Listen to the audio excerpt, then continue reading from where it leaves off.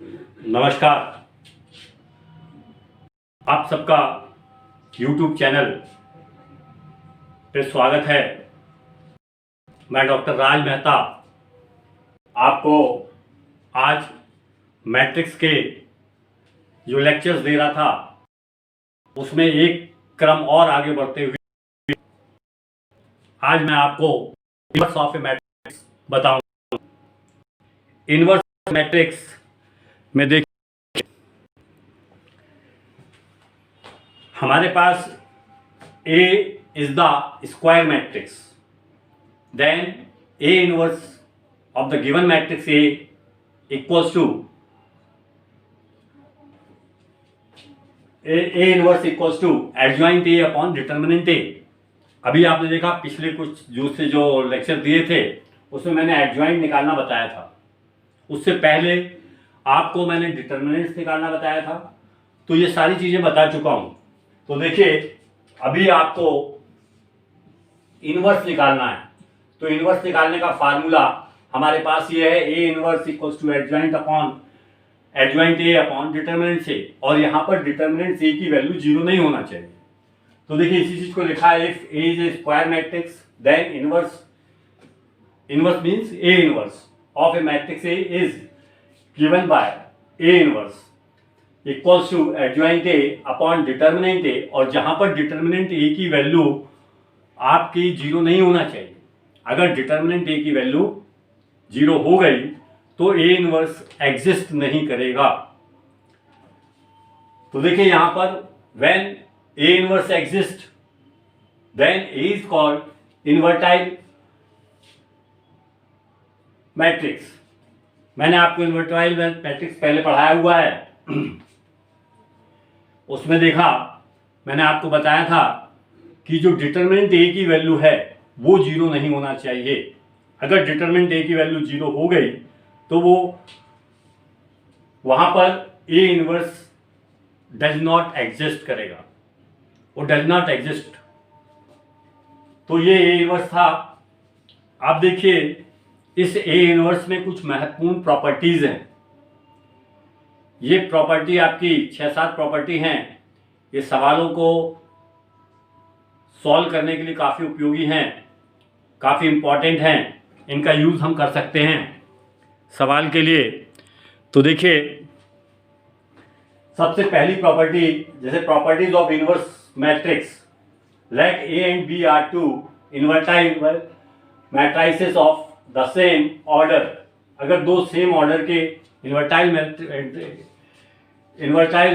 Matrix है, matrices हैं, तो देखिए पहला है ए की पावर टी।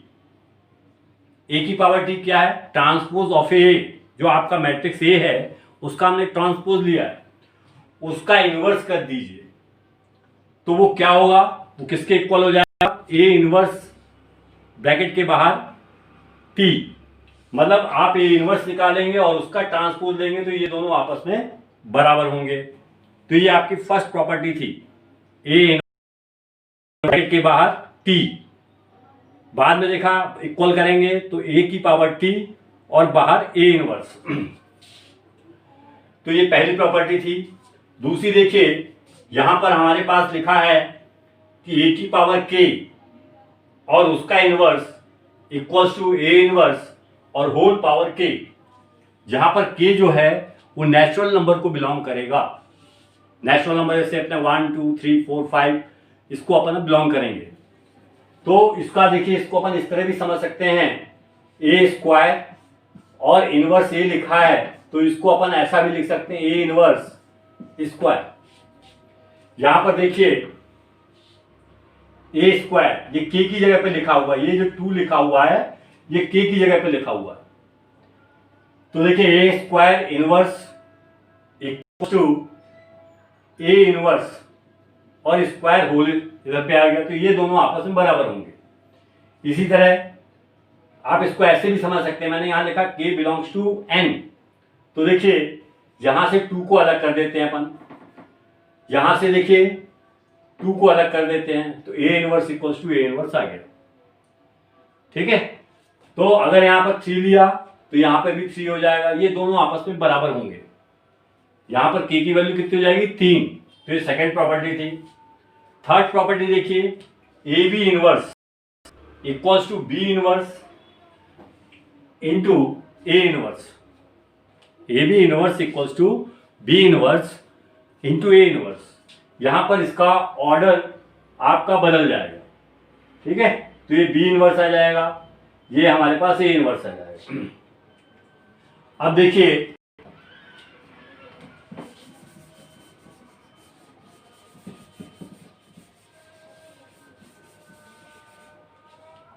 नेक्स्ट प्रॉपर्टी देखिए क्या हमारे पास, एडजॉइंट ए इनवर्स।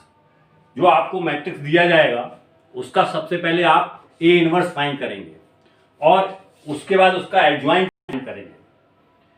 फिर यहां देखिए जो मैट्रिक्स ए दिया गया था उसका अपन ने एडजॉइंट फाइंड किया और उसका इनवर्स निकाल दिया, ये दोनों आपस में इक्वल हो गए। नेक्स्ट देखिए ए इनवर्स का होल इनवर्स इक्वल्स टू ए हो गया, ठीक है।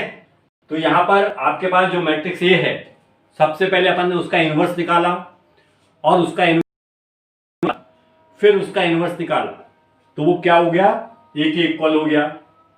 नेक्स्ट 6 नंबर देखिए, यहां पर ए इनवर्स जो आपको मैट्रिक्स ए दिया गया है, तो उसका आप सबसे पहले डिटर्मिनेंट निकाल लीजिए। तो हमने उसको डिटर्मिनेंट ए निकाला। डिटर्मिनेंट ए इसलिए निकाल दिया कि वहां 1 अपॉन डिटर्मिनेंट ए लिखा है और डिटर्मिनेंट ए की वैल्यू 0 नहीं होना चाहिए। अगर 0 हो गएगी, 0 अगर आ जाएगी तो ए इनवर्स डज नॉट एग्जिस्ट होगा, और 0 अगर नहीं आएगा तो ए इनवर्स एग्जिस्ट होगा। तो देखिए ए इनवर्स निकाला अपन ने और उसका डिटर्मिनेंट निकाला। अब यहां पर देखिए, यहां पर ये किसके इक्वल है, सबसे पहले जो मैट्रिक्स ए गिवन है उसका हमने डिटर्मिनेंट निकाला और डिटर्मिनेंट निकालने के बाद उसका इनवर्स निकाला, तो ये दोनों आपस में बराबर हैं। फिर देखिए नेक्स्ट हमारे पास ए इंटू ए इनवर्स, ये इसको ऐसा भी लिख सकते हैं ए इंटू ए। तो देखिए A into A inverse equals to I और equal A inverse into A. यहां पर आई जो है वो यूनिट मैट्रिक्स है। मैंने आपको बताया है जब यूनिट मैट्रिक्स की डेफिनेशन पढ़ा था तो यूनिट मैट्रिक्स को आपको बताया। यहां पर आई का जो ऑर्डर होगा, order of I is depend upon A. जो ए का ऑर्डर होगा उस पर ऑर्डर ऑफ आई डिपेंड करेगा। अगर ए का ऑर्डर है 3 क्रॉस 3 तो ये क्या हो जाएगा, I3 हो जाएगा। तो आप IN लिख लीजिए, IN, ठीक है। Where IN is the unit matrix of order n, ठीक है। ये मतलब होगा यहां पर IN is the unit matrix of order n। यहां लिख देता हूं, चलिए मैं ये यहां ना लिख के यहां लिख देता हूं, ये हो जाएगा ऑर्डर n, ठीक है। तो जो ए का ऑर्डर होगा वही आई का ऑर्डर होगा। हमेशा यूनिट मैट्रिक्स में यहां पे ध्यान देते हैं कि I is the depend upon ए। आई का ऑर्डर जो होगा ए के ऑर्डर पे डिपेंड करेगा। तो ये था इनवर्स ऑफ ए मैट्रिक्स, काफी इंपॉर्टेंट चीज है। इसको देखिए, सारी चीजें एक दूसरे से कनेक्टेड हैं। अभी हमने सबसे पहले आपको डिटरमिनेंट्स निकालना बताया, डिटरमिनेंट्स को किस तरह से एक्सपांड करते हैं। फिर उसके बाद देखिए एडजॉइंट निकालना बताया। अब उससे हम क्या निकाल रहे हैं, एडजॉइंट और डिटरमिनेंट को मालूम हो जाएगी तो हम क्या निकाल सकते हैं, ए इनवर्स। तो हमने यहाँ पर देखिए ए इनवर्स को निकाल दिया। ये इसकी कुछ इंपॉर्टेंट प्रॉपर्टीज हैं। इन प्रॉपर्टीज को जिस समय मैं आपको प्रॉब्लम सॉल्व करवाऊंगा उस समय इनका यूज होता है, या बहुत जगह ऐसा भी होता है एक सवाल आपको दिया जाता है, दे दिया जाएगा और बोला जाएगा इनमें से कोई भी एक प्रॉपर्टी, कुछ भी, जैसे ये आपको दे दिया एक सवाल, ए बराबर कोई मैट्रिक्स दे दिया और बोला आप ये प्रूव करिए, या ये आपको दे दिया जाएगा ए बराबर और बी बराबर 2 मैट्रिक्स दे दिए जाएंगे और बोला जाएगा ये प्रूव करिए। तो ये प्रॉपर्टीज आपको मालूम होना चाहिए, ठीक है। इसके बाद हम इसके कुछ सवाल करेंगे।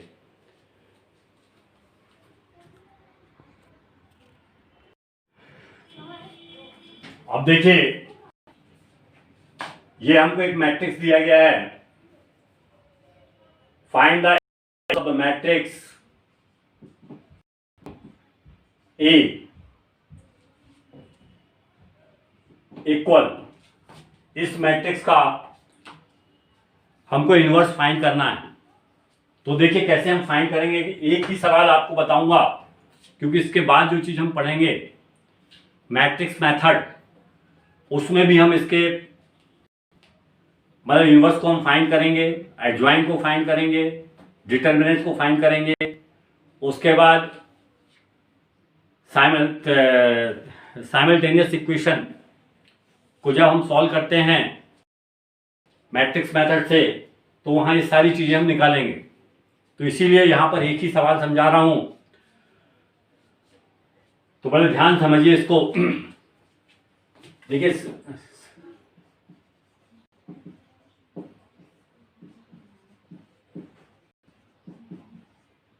A equals to 1 2 3 3 4 5 2 7 11 है। ये हमारे पास एक 3x3 का मैट्रिक्स दिया गया है। सबसे पहले हमको मालूम है हमारे पास जो फार्मूला होता है वो क्या होता है, A inverse equals to adjoint A upon determinant A, और डिटर्मिनेंट A की वैल्यू आपको 0 के इक्वल नहीं होना चाहिए।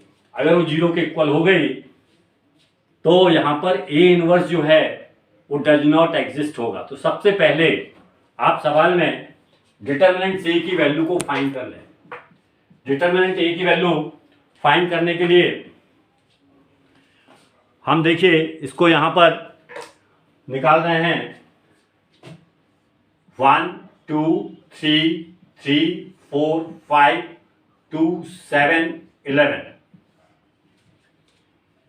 अब आपको डिटरमिनेंट हमने पहले भी बताया सॉल्व करके कैसे निकालते हैं, ठीक है। तो इसका देखिए डिटरमिनेंट यहां पर हम सॉल्व कर रहे हैं, इसको एक्सपांड करना मैं डायरेक्ट करूंगा 44, इसमें इसका मल्टीप्लाई किया तो कितना है 44 माइनस 35 फिर -2, मतलब R1 के रिस्पेक्ट में हमने इसको एक्सपांड कर दिया। क्या होगा 33 -10 फिर +3,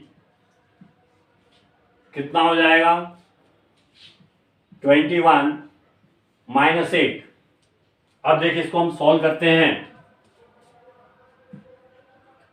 कितना आ जाएगा ये 9 माइनस 46 प्लस यहां कितना आ जाएगा 36 इक्वल्स टू -1 आया, और -1 इज नॉट इक्वल्स टू 0। इसका यह मतलब हुआ हम A इनवर्स को फाइंड कर सकते हैं। यहां पर A इनवर्स एग्जिस्ट करेगा, ठीक। तो देखिए, क्योंकि जो आपका मैट्रिक्स है वो इन्वर्टाइल मैट्रिक्स है, आप लिखना चाहें तो लिखिए, नहीं लिखना चाहें तो नहीं लिखिए। A इज द इन्वर्टाइल मैट्रिक्स, क्योंकि डिटर्मिनेंट A की जो वैल्यू है वो 0 नहीं आई है। अब देखें यहां पर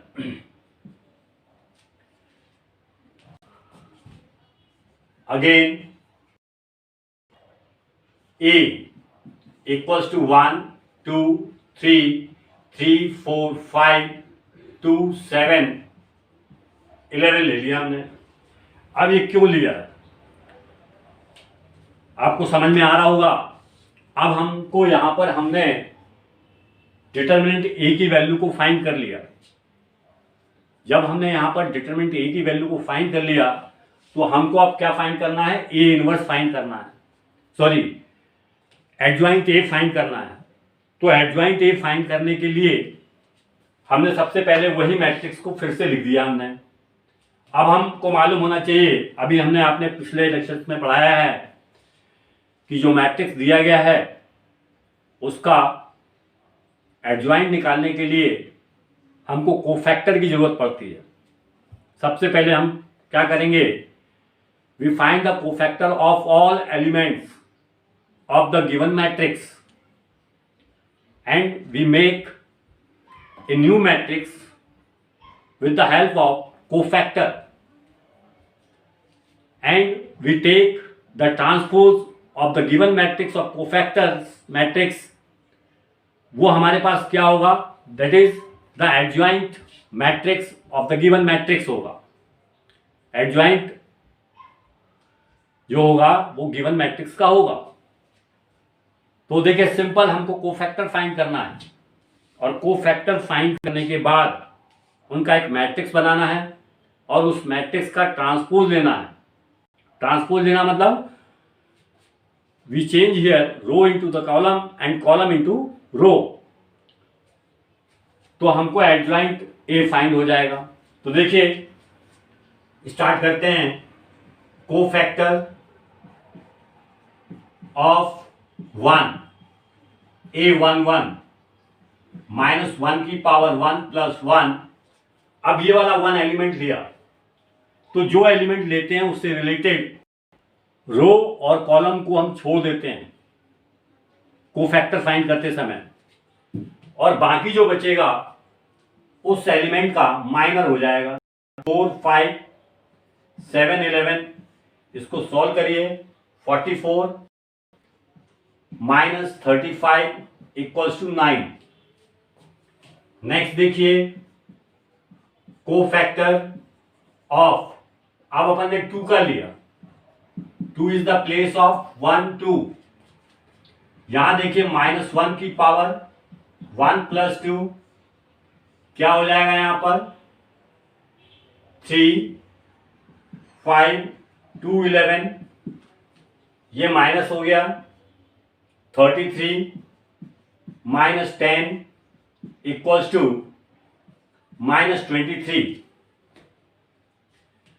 नेक्स्ट देखिए कोफैक्टर ऑफ, अब हम क्या कर रहे हैं यहां पर 3 का कोफैक्टर ले रहे हैं। 3 is the place of first row third column. तो देखिए आई की जगह पे 1, आई मीन्स रो, और जे की जगह पर कॉलम लिख दिया। अब जब इस 3 को लिया तो 3 is the element of first row and third column, तो हम फर्स्ट रो को छोड़ देंगे और थर्ड कॉलम को छोड़ देंगे। रिमेनिंग जो बचेगा हमारे पास वो माइनर बचेगा ऑफ 1 3 का माइनर। देखिए क्या बचेगा, 3 4 2 7। अब इसको सॉल्व करिए। 21 8 = कितना हो जाएगा, ये 13। नेक्स्ट देखिए कोफैक्टर ऑफ, अब हमने क्या किया, ये वाला 3 = ये प्लेस किसकी है, A21 second row first column. Second row first column, इसका माइनर क्या आएगा, ये लाइन चला जाएगा, ये 2 3 7 1 11, ये बचेगा। तो देखिए हमारे पास क्या आया, ये माइनस हो गया। 22 -1। इसके बाद देखिए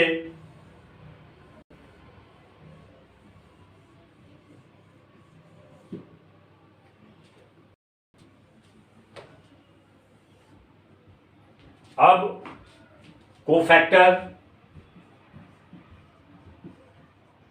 ऑफ, ये वाला एलिमेंट लेंगे 4 is the place of A22 -1 की पावर 2 + 2, और इसका माइनर ले लीजिए आप। देखिए माइनर कितना आ जाएगा हमारे पास,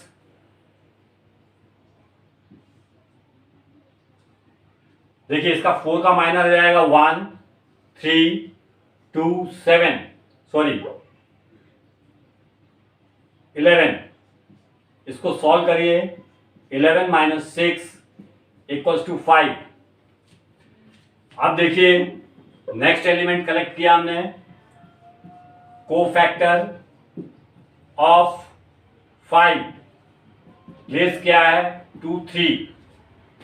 5 is the element of second row and third column. तो देखिए क्या हुआ यहां पर, -1 की पावर 2 प्लस 3, और आपके पास क्या बचा है यहां पर, ये पूरा रो चला जाएगा, ये पूरा कॉलम चला जाएगा, 1 2 2 7। इसको देखिए सॉल्व करेंगे, कितना आ जाएगा, इसको सॉल्व करने के बाद आ जाएगा -7 माइनस 4 इक्वल्स टू -3।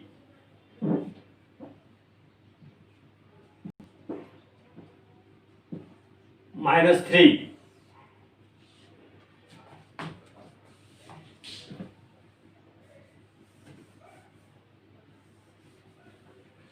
अब देखिए नेक्स्ट, कोफैक्टर ऑफ, अब अपन ने क्या लिया, 2 लिया, इस 2 को ले रहे हैं 2, ये प्लेस किसकी है, A31। देखेंगे -1 की पावर 3 प्लस 1, इसका माइनर कितना आएगा, इसका माइनर आएगा 2 3 4 5। इसको सॉल्व करेंगे तो ये प्लस हो जाएगा, 10 माइनस इक्वल्स टू -2। अब देखिए यहां पर 7, कोफैक्टर ऑफ 7, किसकी प्लेस है, A32, -1 की पावर 3 प्लस 2, इसका माइनर क्या आएगा, ये वाला 7 लिया तो ये कॉलम चला जाएगा, ये रो चला जाएगा, ये आ जाएगा 1 3 3 5। इसको सॉल्व कर लीजिए, ये माइनस की प्लेस है, 5 माइनस 9 इक्वल्स टू 4। नेक्स्ट देखिए लास्ट, ये 11 बचा, कोफैक्टर ऑफ 11, ये प्लेस किसकी है, A33, -1 की पावर 3 प्लस 3, माइनर क्या आ जाएगा 1 2 3 4। इसको सॉल्व करिए, कितना हो जाएगा, 4 माइनस 6 इक्वल्स टू -2। तो ये हमने सारे कोफैक्टर फाइंड कर लिए। अब देखिए ये एडजॉइंट ए निकाल रहा है, तो देखिए एडजॉइंट ए कैसे निकाल रहे हैं, ये 9 माइनस 23 13, फिर -1, -1 के बाद 5 -3 -2 4 और -2, और इसका ट्रांसपोज लेना है हमको, इसका ट्रांसपोज लेना है।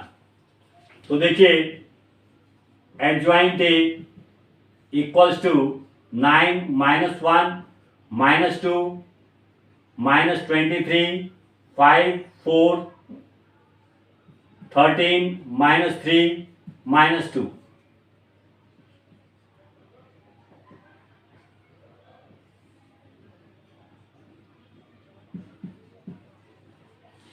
तो देखिए ये एडजॉइंट निकाल दिया।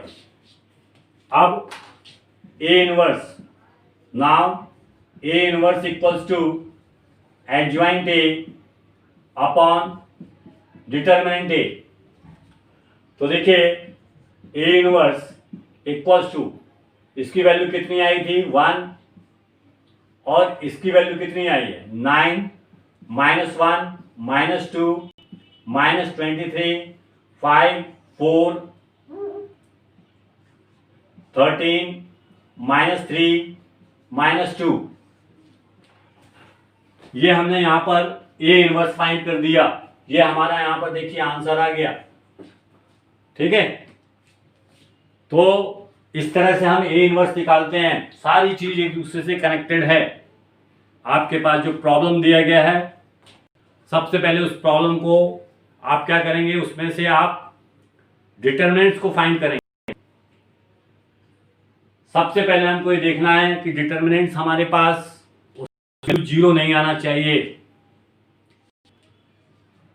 If we find the value of determinant is zero, means A inverse does not exist.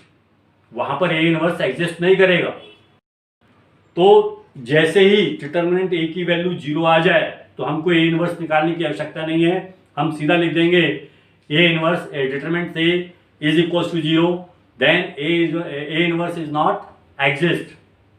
But उसकी वैल्यू जीरो नहीं आई। जैसे इस सवाल में देखिए डिटरमिनेंट ए निकाला तो इसकी नहीं है और ये -1 जीरो है। तो हम यहां पर क्या करेंगे, जो मैट्रिक्स दिया गया है उसका निकालेंगे, क्योंकि मालूम है ए इनवर्स निकालने के लिए ये मैंने आपको फार्मूला यहां लिखा था। ये देखिए मैंने यहां पर फार्मूला लिखा था, A inverse equals to adjoint A upon determinant A. तो यहां पर एडजॉइंट ए निकालेंगे। अभी मैंने आपको पिछली क्लास में बताया था, पिछले लेक्चर्स में बताया था कि एडजॉइंट कैसे निकालते हैं। एडजॉइंट निकालने के लिए जो मैट्रिक्स दिए गए हैं उसके प्रत्येक एलिमेंट का आप कोफैक्टर निकालिए, उसका एक मैट्रिक्स बनाइए और उस मैट्रिक्स का ट्रांसपोज ले लीजिए। वो हमारे पास क्या होगा, कोफैक्टर होगा, सॉरी एडजॉइंट होगा गिवन मैट्रिक्स का।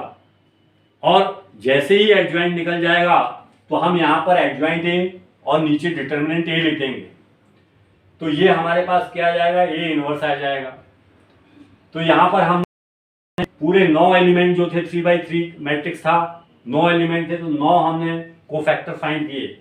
1 2 3 4 5 6 7 8 और 9, ये 9 कोफैक्टर हमने फाइंड किए। 9 कोफैक्टर से उनका एक मैट्रिक्स बनाया, देखिए, और उसका ट्रांसपोज, टी मतलब यहां पर ट्रांसपोज। और उसके बाद उसको जो जैसे ट्रांसपोज लिया तो एडजॉइंट ए आ गया। फिर हमारे पास फार्मूला था A inverse equals to adjoint A upon determinant A, इसमें सारी वैल्यू रख दी। अब यहां पर एक चीज और आती है कि ये जो है यहां पर जो भी वैल्यू आए इसका हम मल्टीप्लिकेशन भी कर सकते हैं अंदर के सारे एलिमेंट से।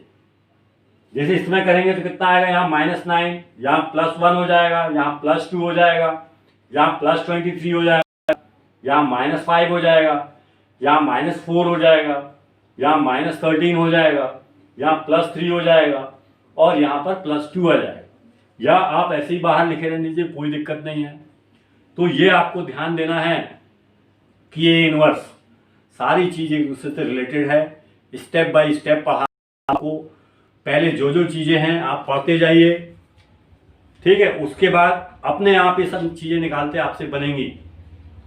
पहले जैसे अपन ने डिटरमिनेंट्स पढ़ा, डिटरमिनेंट्स के बाद एडजॉइंट पढ़ा, अब एडजॉइंट के बाद अपन ए इनवर्स पढ़ रहे हैं। तो ये सारी चीज़ें आपको स्टेप बाय स्टेप पढ़ा रहा हूँ, जो आपके CBSE NCERT स्टेट बोर्ड के सिलेबस में दी गई है, उसी के अकॉर्डिंग पढ़ा रहा हूँ मैं आपको। ये थ्योरी पोर्शन पढ़ा रहा हूँ, ये एज एग्जाम्पल आपको कुछ मतलब सवाल करवाते जा रहा हूँ। फिर से आपको पूरा थ्योरी खत्म हो जाएगी तो सवाल अपन सॉल्व करेंगे। उसमें अपन दोनों मेथड करेंगे, लॉन्ग कट भी करेंगे और शॉर्टकट भी करेंगे, दोनों मेथड करेंगे। तो पहले आप सबसे पहले थ्योरी को अच्छे से पढ़िए। थ्योरी काफ़ी इंपॉर्टेंट है, क्योंकि जितनी अच्छी थ्योरी हम पढ़ेंगे उतने ही अच्छे हम शॉर्टकट भी कर सकते हैं। अगर हमको थ्योरी नहीं मालूम है तो कुछ सवालों में कुछ शॉर्टकट आपका चल जाएगा, लेकिन जो थ्योरी बेस होते हैं वो हर सवालों में चलते हैं। तो इसलिए थ्योरी काफ़ी इंपॉर्टेंट पोर्शन है, उसको काफ़ी अच्छे से पढ़िए, ठीक है। क्योंकि आपको आगे कॉम्पिटिटिव एग्जामिनेशन देना है, आपको JEE का एग्ज़ाम देना है, तो उसके लिए सबसे पहले आप जितना अच्छे से थ्योरी पढ़ेंगे, थ्योरी की एक एक चीज़ क्लियर, उतनी ही आसानी से आप प्रॉब्लम को सॉल्व कर सकते हैं। सिर्फ आप थ्योरी आपको क्लियर होना चाहिए, और जो पढ़ा रहा हूँ इससे कोई संबंधित आपको अगर प्रॉब्लम है तो आप मेरे से पूछ भी सकते हैं। तो आज के लिए बस इतनी ही क्लास रहेगी, क्लास ख़त्म की जाती है।